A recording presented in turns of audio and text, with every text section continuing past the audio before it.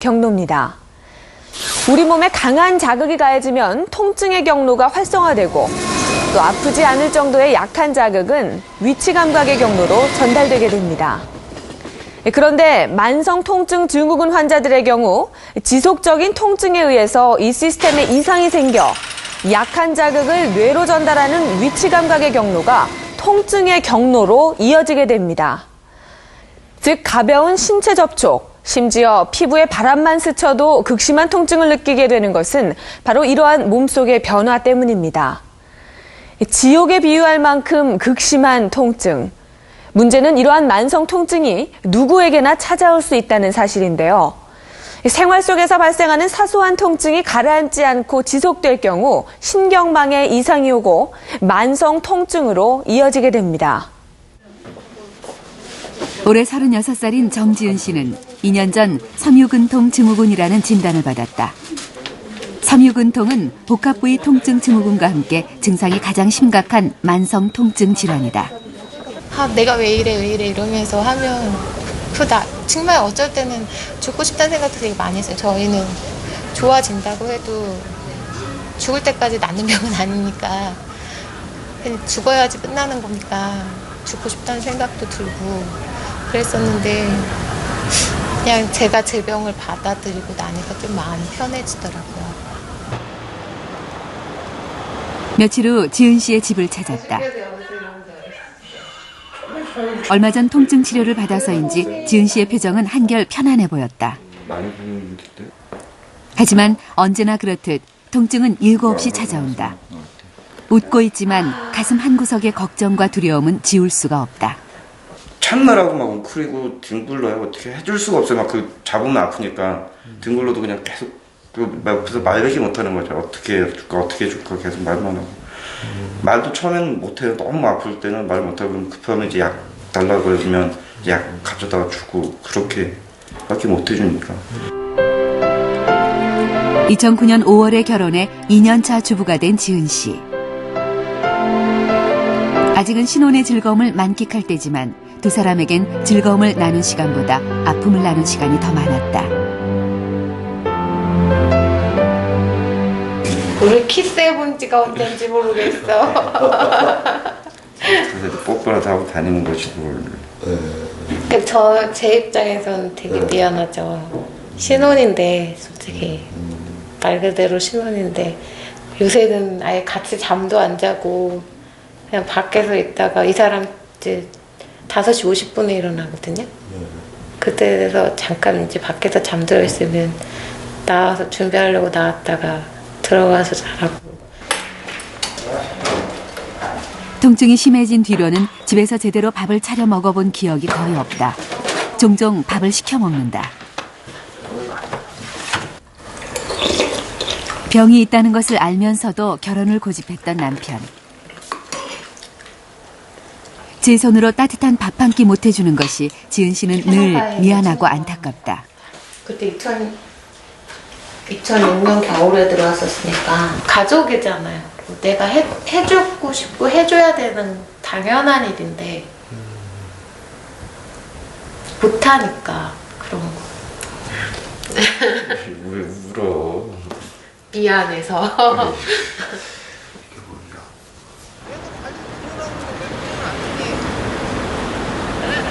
서울의 한 대학병원 통증센터. 섬유근통의 가장 큰 특징은 정지은 씨와 같은 여성 환자들이 많다는 점이다. 이 병원의 섬유근통 환자들 대부분은 40대 이상의 중년 여성들이다. 섬유근통 증후군은 아직 발병 원인조차 알지 못한다. 어느 한 부위에서 통증이 시작돼 3개월 이상 지속되다 결국 통증이 심해지며 전신으로 확산된다. 거기가. 섬유근육통 경우 같은 경우에는 성별에 의한 차이가 또 극명하게 존재합니다. 예를 들자면은 여자분들이 남자분에 비해서 2대 8 정도로 많이 발생한다거나 또는 주변에 인간관계에 있어서 무슨 문제가 있을 경우에 스트레스 이런 것들에 의해서 많이 발생한다고 할 수 있죠. 35세에서 60세 사이의 여성에게서 많이 발병하는 섬유근통 증후군. 지난해 노르웨이에서 조사한 바에 따르면 비만 여성일수록 섬유근통에 걸리기 쉬운 것으로 나타났다. 특히 운동을 하지 않는 비만 여성은 섬유근통의 발병 위험도가 2배 이상 높았다. 움직이지 않거나 비만에 걸리면 뇌도 빨리 퇴화하고 뇌뿐만 아니라 모든 신경이 더 빨리 퇴화하고 염증을 조절할 능력이 없어지는 겁니다. 그러다 보니까 통증은 더 심해질 수밖에 없는 것이고요. 그 다음에 비만이나 활동량이 적은 경우에는 호르몬의 왕성한 호르몬 변화를 일으키지 못하는 것이죠. 그게 이제 호르몬 변화를 일으키지 못하니까 꼭 필요한 성장 호르몬이나 부신피질 호르몬이나 이런 호르몬들이 밸런스를 갖지를 못하게 됩니다. 그러면서 통증이 더 심하고 병이 더 이완되고 더 잘 낫지 않습니다. 올해 54살의 최종순 씨도 섬유근통으로 1년 넘게 고생해왔다. 두통은 좀 심한. 안 아픈 곳을 찾는 것이 쉬울 정도로 온몸이 아픈 상태. 여기가 제일 아프신 것 예, 같아요. 거기 아파요. 여기 있네. 거기도요. 여기가 지난해 큰 수술을 한 뒤로 두통이 심해지더니 한쪽 팔다리가 아파왔고 이내 전신으로 통증이 번졌다. 너무 심해가지고 일어나 앉지도 못할 정도였고 그리고 너무 아파서 이렇게 아프면은 차라리 죽는 게 낫지 않을까. 그런 생각도 하죠. 그런 생각도 했고 그 집에 혼자 있을 때는 굉장히 많이 울었어요. 너무 아파서. 통증이 오랫동안 지속되면 중추신경계에 이상이 생긴다. 말초에선 통증 전달 물질이 비정상적으로 많이 분비되고 그것이 척수를 타고 이동해 머리부터 발끝까지 몸의 한쪽으로 통증이 확산된다. 이 상태에서 시간이 더 지나면 결국 온몸에서 극심한 통증을 느끼게 된다.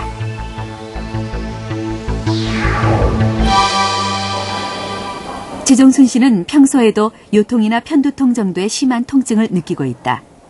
정상적인 일상생활이 거의 불가능한 상태다. 10이라면 지금은 한 6, 7?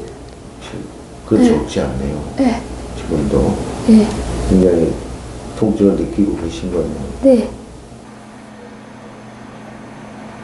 환자는 살을 애는 듯한 통증을 느끼지만 엑스레이나 CT 촬영을 해봐도 특별한 이상 소견을 보이지 않는 것이 섬유근통 증후군의 특징이다. 내가 제일 아픈 거 맞죠? 그렇다면 이 통증을 잠재울 수 있는 방법은 없을까? 수술이 만만치 않네. 통증 완화 시술이 시작됐다.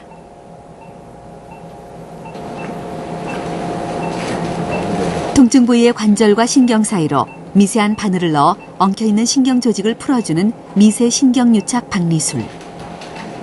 이 치료법은 즉각적인 통증 완화 효과를 볼 수 있다는 장점이 있다. 그러나 통증이 심한 부위의 신경에만 적용되는 시술이기 때문에 최종순 씨처럼 전신의 통증이 느껴지는 경우에는 치료 효과에도 한계가 있다. 가장 애초에 원인이 됐다고 생각되는 지금 그리고 이학적 검사에서 가장 신경 자체가 과도하게 긴장되어 있는 부위에 대한 치료가 들어가는 겁니다. 모든 부위를 치료할 수는 없습니다.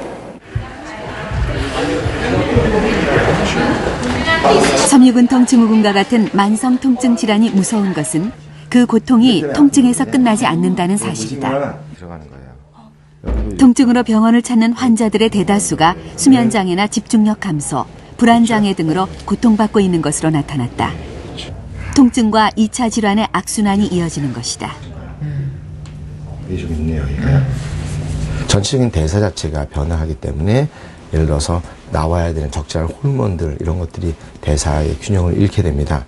그렇게 되면서 통증은 더 심하게 느끼는 거죠. 그러면 또 통증이 그러니까 아프다는 신호를 계속 머리에다 주게 되는 거고 그럼 뇌는 좀 더 과민해지고 또 그렇게 나쁜 영향을 다시 내려주는 거죠. 이러한 것이 계속 고리를 잇게 되면서 이만한 통증이 점점 전신의 통증으로 변하게 되고 우울증, 불안증, 수면장애, 소화장애 그 외 여러 가지 것들이 나타나게 되는 거죠. 그러니까 사실은 굉장히 힘든 상태가 됩니다. 중년 여성을 위협하는 섬유근통 증후군. 그러나 남자들도 예외가 될 순 없다. 올해 33살인 양환석 씨는 6개월 전 섬유근통 증후군이라는 진단을 받았습니다.